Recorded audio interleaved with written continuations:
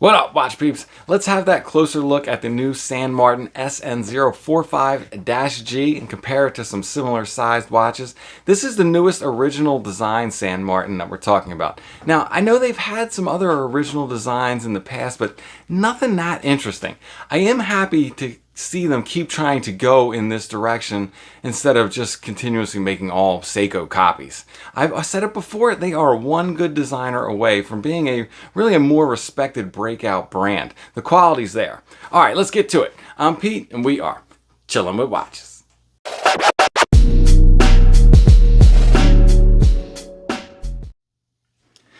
Wrist check. I am wearing the Seiko SPB 207. This is the anniversary limited edition of the Marine Master Reduced, and it is, as Everett from 40 and 20 would say, a banger.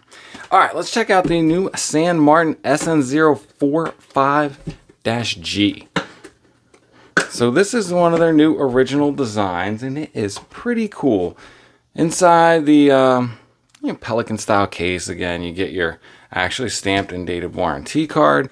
They usually give you some sort of tools, whatever is required for the particular watch you have in hand.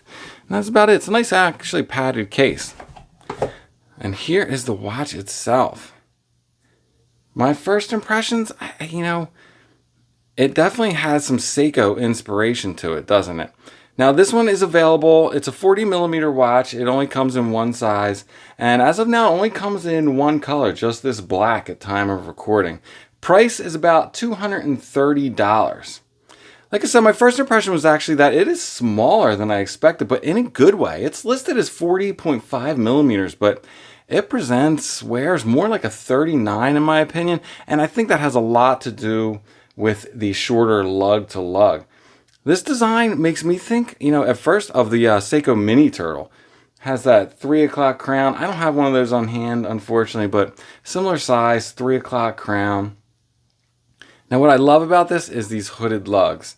There are a couple Vostok cases with hooded lugs, and they are fantastic because you can use straight end link bracelets, and they make rubber straps look really cool too, like they're just kind of part of the watch. The dial is this matte black, but still very dark. And if you look at it in combination with their choice of hour markers, it definitely makes you think vintage Seiko. The markers look extremely well done. Get those focused. Really sharp, precise corners. The lume is filled very evenly and consistently. And thickly at that. Now this kind of consistency between the markers and the lume is one of the things that usually separates cheap watches from more expensive ones. And I think they've done a really good job of keeping everything consistent. All the markers are evenly spaced. They're all in the right place. It's just a really good job. The case is nothing intricate in its shape. Kind of like a mini tonneau or barrel shaped case, but it's really well done. There's only a couple areas of transition from brush to polish, but they're very clean and precise. And that would be like it's brushed circularly along the top here, dropping down into polish along the sides. And I mean, if you really want to get a good look at how well their transitions from brush to polish are, take a look at like the backside of the lugs and how clean and even that is, and just drops right into that sparkly polish.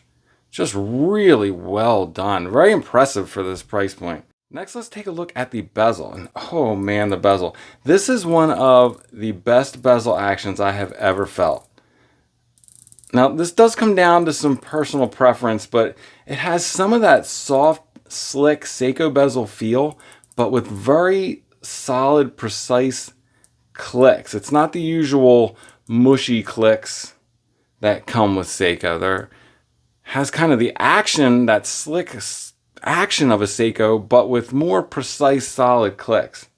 Great grip, like a kind of a coarse grain coin edge. Ceramic insert. It is not loomed except for the pip, which does match the markers in the hands perfectly. Has a big old sign crown with their Sharky logo on it. Comes on this FKM waffle strap. Super comfy, very nice. The thickness is really tuned into the size and dimensions of the watch. And I gotta tell you, FKM is pretty much all I've been wearing these days besides bracelets. Taking a look at the case back, it's one of those deeply embossed with their logos, but you can really see the finishing on the case back. It is so precise and clean, just really neat. The quality is surprising on this watch and what they're doing at like $200-300 price range. Let's check the performance. Let's throw it on the Timegrapher and see how it's running. Another incredibly impressive performing San Martin, running at +2 seconds per day, 250 on the amplitude, perfectly reasonable for a Seiko, and that's with only about 10-15 winds on the crown. A reasonable 0.4 beat error, nothing to worry about. But again, they're definitely regulating these. They're doing a great job. The accuracy has been phenomenal on these San Martins. I wanted to take a closer look at that handset. Just check out the brushing on those hands if I can get the right light on it. And they even have chamfers on the edges, kind of like you see with Grand Seiko watches.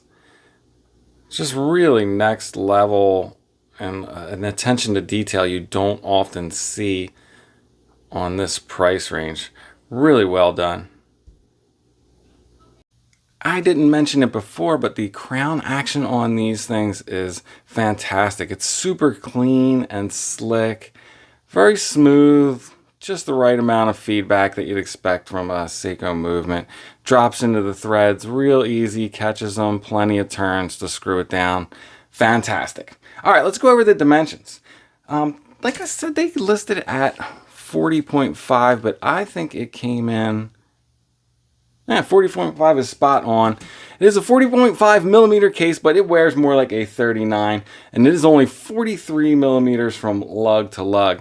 Comes in at only 13.5 millimeters thick, and it uses these 20 millimeter hidden lugs. Going over some of the other specs, we are looking at a very slightly domed sapphire crystal that I think is perfect for this style of watch. It uses thick, bright C3 Superluminova. It's running a Seiko NH35 movement inside, and it boasts a solid 200 meters of water resistance. On this beautiful FKM rubber strap, it comes in at 115 grams. Let me throw it on so you can see how it looks on wrist. And here it is on my 7¼ inch wrist, and I mentioned how I thought it were small for its actual measurements, and I think you can see that here. Does look much more like a 39 millimeter diver to me. Very comfortable, great wearing watch. All right, let's take a look at it side by side some other watches. All right, so here it is next to my Woolbrook, which is a very true to size 40 millimeter case, and you can see it does look like it wears slightly smaller than that. Here it is next to, going up a millimeter, my Cincinnati Divers Edition, which is a 41. So in truth, 0.5 millimeter larger than the San Martin. And I think you can see here that it, again, looks like it wears larger than that San Martin does. Lastly, here it is next to the Seiko SKX, which is about 42 and a little over, maybe millimeters. And the Seiko plays tricks on your mind because it has that small dial opening. So again, it looks like it probably wears similar to this San Martin. But I think if you take a look at the case, you'll see that it's a little more chunky and bigger of a case than you're going to be getting with this San Martin. It's that short lug to lug really makes it wear smaller. All right, time to look at that last thing that everybody's been waiting for. Keep the loom. As always, this is where San Martin shine, and this one is no disappointment there. Very thickly applied C3 loom, bright as a torch, and I'm not even in complete darkness. Really well done, very evenly applied. There you go, the new San Martin Snow 45. I don't know. I feel like San Martins need cool nicknames or something, but that makes it sound like it's 45 millimeters. Okay, how about the hoodie? The new San Martin hoodie. I do love the versatility of hooded lugs. I dig this watch, and I think smaller wristed aficionados will like it even more. As usual, I put an affiliate link to this watch in the description if you are interested in this watch and you want to help support the channel at the same time. I do hope they keep making more original designs, and I will continue to support those models when they do. Alright, before I let you go, sneaker check, same day, so I'm still wearing my Fire Red Jordan 4s, and that's it. I'm out. If it's not too much trouble, please like, subscribe, and come back next time. Peace.